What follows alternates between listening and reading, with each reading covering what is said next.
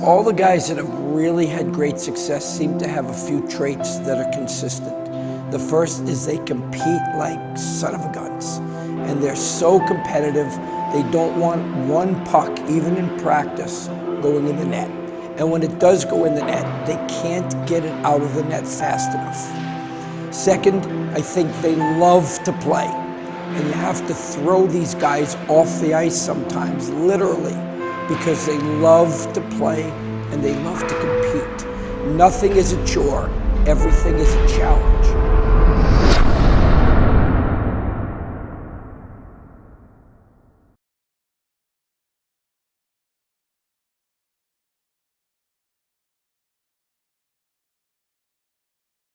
Correct.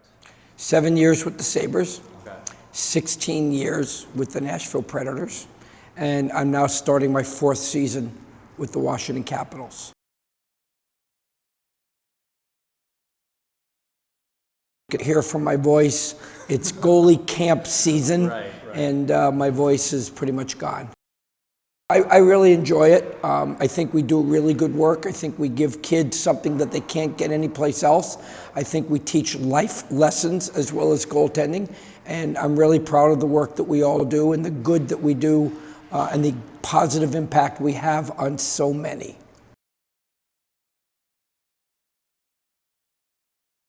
You've seen legendary goalies from the beginning, Hasek, Holtby, Pekka Rinne, all these goalies. What is it about each one of them that really embodies that statement of just giving it their all? All the guys that have really had great success seem to have a few traits that are consistent. The first is they compete like son of a guns, and they're so competitive, they don't want one puck, even in practice, going in the net. And when it does go in the net, they can't get it out of the net fast enough. Second, I think they love to play.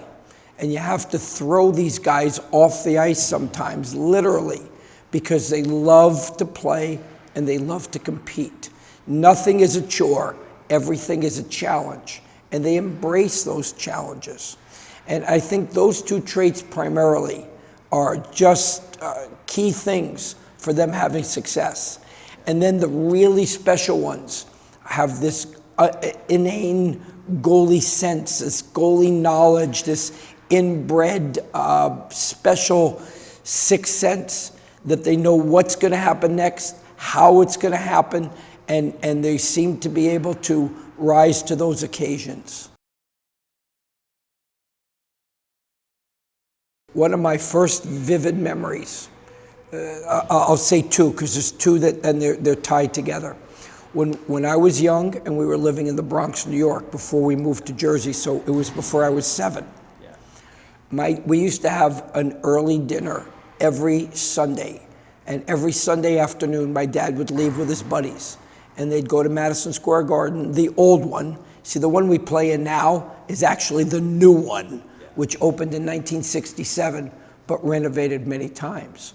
And he used to go, and in the afternoon, the New York Rovers played, and I think they were in the EHL, the Eastern Hockey League. And then in the evening, the Rangers would play. And every Sunday, he would go and do that. And then I remember going to my first New York Ranger game. I believe it was in the last year or near the last year of the old Madison Square Garden. And my dad took me there. And those two are really, those memories are embedded in me, and I will have them forever.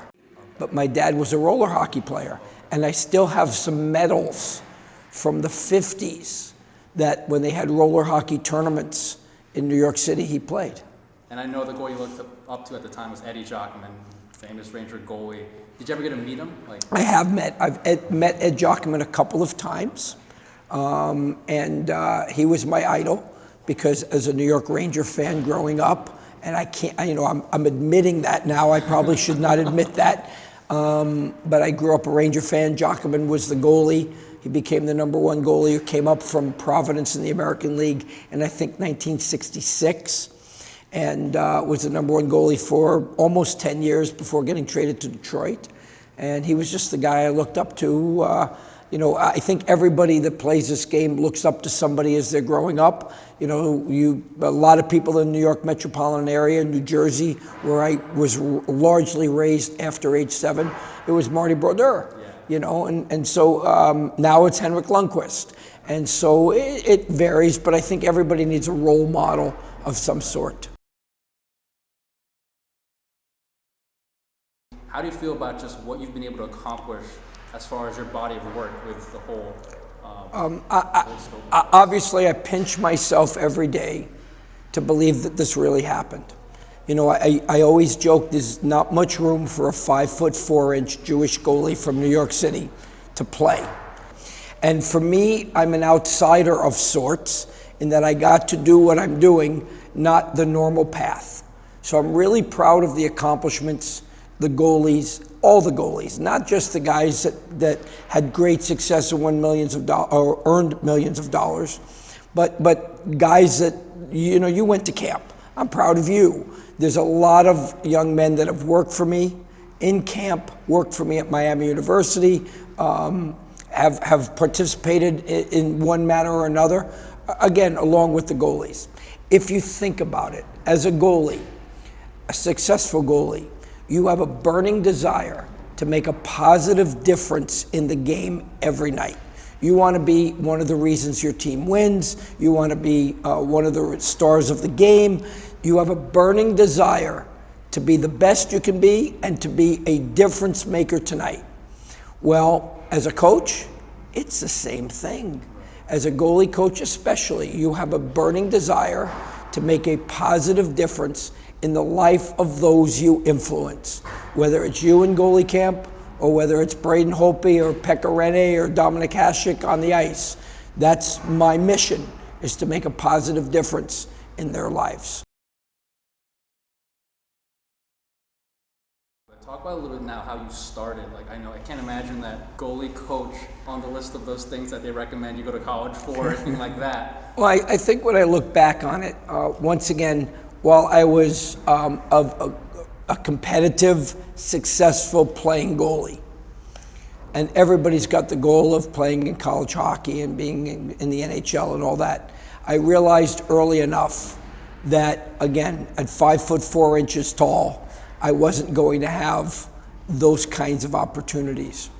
And I began coaching or teaching. I started with the Hockey Association I was involved in Westchester, New York for a while.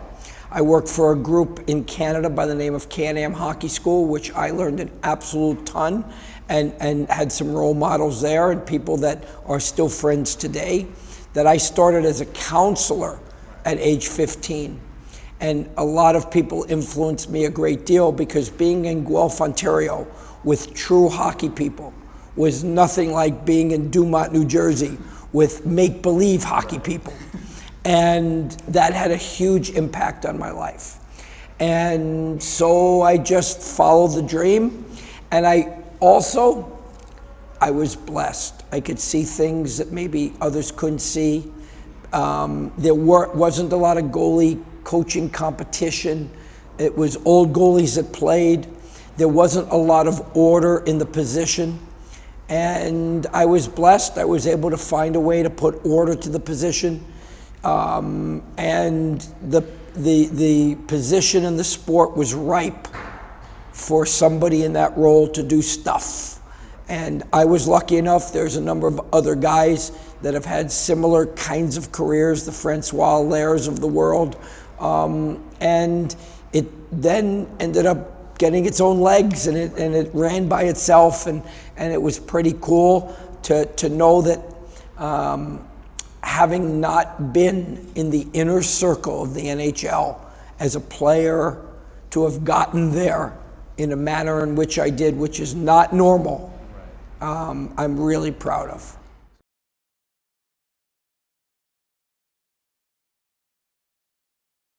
I had a good friend who used to run the amateur hockey for the Sabres. And because he ran the amateur hockey, he wanted a goalie school. And I was working at Miami of Ohio, Miami University. And we were doing camps there, and I was doing a few things on the side, and I was coaching the Division I varsity goalies. And my friend said, would you run this goalie camp for me? Now, we had done clinics together, so would you run this goalie camp for me? Because nobody really, I don't even think the Sabres had a goalie coach at the time. So I said sure, and so we ran I ran the goalie school for him. And what I did was, in the old days, we did not have computers. Right. We had VHS tapes, and we didn't even have 4-head machines. There were 2-head machines and with wired remotes. And I spent 20 hours using Miami University footage on VHS tapes, cutting it into a 15-minute video on the how to do, the rights and the wrongs, play it this way, not that way, videotape for a goalie. Now, I did that. It wasn't my camp. I gained nothing by doing it, at least in theory. I could have easily done something else in the classroom and not put in that time. But I live by a few different rules. One of them, it's not worth doing unless you do your best. And that's you alluded to, and I believe that. It doesn't mean that my best is better than your best, is better than his best, is better than her best. It's just got to be my best. At least if you're going to do something, engage in it and try to make it productive, right? And so I wanted to put this video together because it made a better camp. That was the only reason. It made a better camp. And so, wouldn't you know it, as luck would have it, Rick Dudley, who was the coach of the Sabres then, who was in his office was adjacent to where we were doing the classroom. And the classroom was in the Sabres practice locker room, which you probably remember because we used it for the same classrooms when you were in camp up there as a little kid. And I started to show that video on a 25-inch screen TV that, by the way, weighed about 200 pounds, not 20 like they are today. And it was up, kind of anchored from the ceiling up over everybody's head, so we had to look up at it. And we had the VHS recorder player hooked to it. And while I'm showing this video and explaining you should do this, don't do that, what did he do right, what did the goalie do wrong, Rick Dudley, who was the coach of the Sabres, came out of his office, sat down in a dark room other than the video being on, and I never saw him. And he later told me he watched this and said, I didn't know that. I didn't know that. I want to hire this guy. And that was in the summer of 1990. Moral of the story number 2, you never know who's watching. Whether you're on the ice, off the ice, no matter what you're doing in this world, you just never know when you're going to get discovered. I never saw him. And it wasn't until a year later in 1991 that my phone rang and I got my big break. And I was very lucky, right place, right time. And when you get lucky like that, you better be ready. Because the window may only open once and you have to be ready to get through the window when it opens. And I've been doing it for the last 26 years. It's been pretty awesome.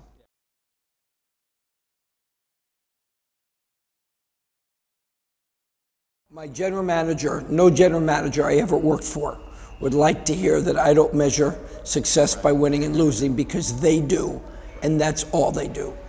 I measure success by progress, improvement, and that when you leave us, or me, but let's say us, when you leave us, whether it was 4 days of camp or whatever it is, that you leave us better than when you got to us.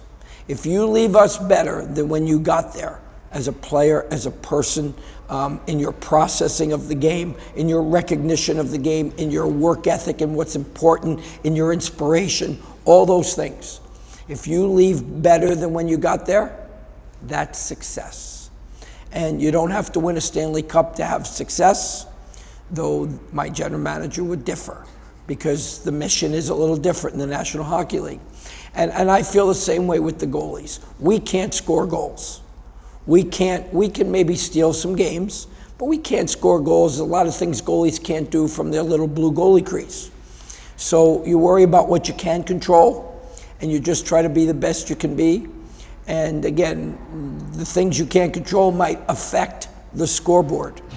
But success is measured in a lot more ways than just winning and losing for me.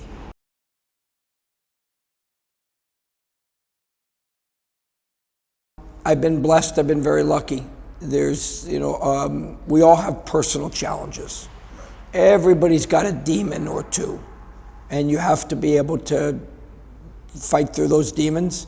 You got to try to get yourself one day better. You have to conquer demons, and some of us work on demons until the day we die. The game of hockey is always in a state of flux, is always up and down. You lose a game, you feel like you're never going to win another one. You win 3 in a row and you feel like you're never going to lose.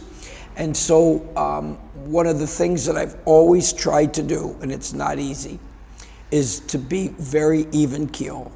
Win, lose, high, low, try to maintain a balance. It's hard to make balance in life when you're into what we're into for goaltending and for the NHL, because it is all encompassing. And when things are all encompassing, some relationships suffer because you're not with them enough, you miss things, you put other things ahead of family.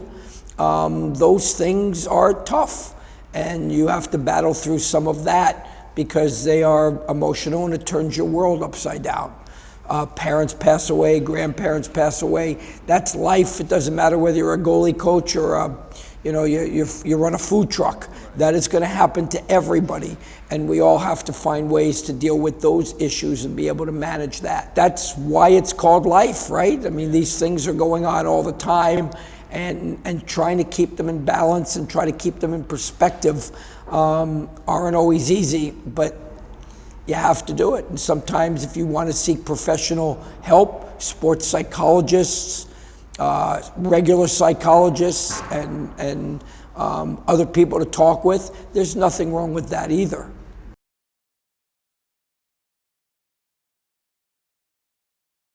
Well, I have a saying too that I say, and I say, God, whether you're religious or not, just generically, God gives everybody something and doesn't give anybody everything. And while we look around, it's easy to be jealous. Oh, look how much money they have. Look at the stuff they have. Look at this, look at that. I think you need to spend your time to figure out what you love and what you're good at, and then find a way to utilize your life to make those two things a big part of you. And if you walk around aimlessly, or you can't figure that out, you've got to find a way to figure it out. I do believe everybody has something good to offer somewhere inside of them. And sometimes it gets lost, maybe it gets lost for a while, but everybody's got something. You got to find what that is. You got to find where you have a little bit of passion so you can feel alive. And then those two things, find a way to run with it. No matter what it is, find a way to run with it. It may make you lots of money. It may make you no money, but it will make you happy.